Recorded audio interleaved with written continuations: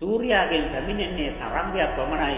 එහෙමනම් මෙච්චර දවල් වෙනවා නම් අපට මේමා පොළව උඩට යන්න දවල් වෙලා වැඩි වෙලා ඒක ආලෝකය වැඩි වෙන්න එපා. උඩට යනකොටයි දන්නේ කරුවල වෙන්නේ.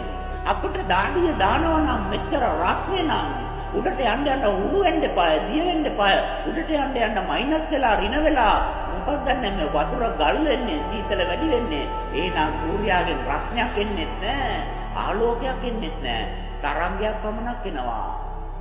ඒ තරංගය මේ තියෙන වායු ගෝලයේ අණු වලට වැදුනාම අණු වල භ්‍රමණ වේගය වැඩි වුනාම ඒ භ්‍රමණ වේගයට සාපේක්ෂව අණු දිලිසෙනවා. එතකොට දවල් වුණා කියලා අපි එකක් නඩත්තු කරනවා.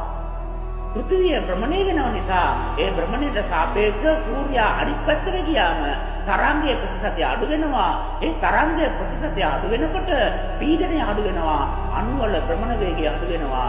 අඩු වෙනකොට ඒ දිස්නය දිලිසෙන ගතිය අඩු වෙලා අතුරු වෙලා යනවා. රැ වුණා නිදා ගන්න කියලා කට්ටිය ඔක්කොම නිදි කරවලා පොට්ට දීලා පඳුරු දාලා පොරවලා නිදි කරවනවා. ඇව්වාම කියනවා රැ වුණා කියලා.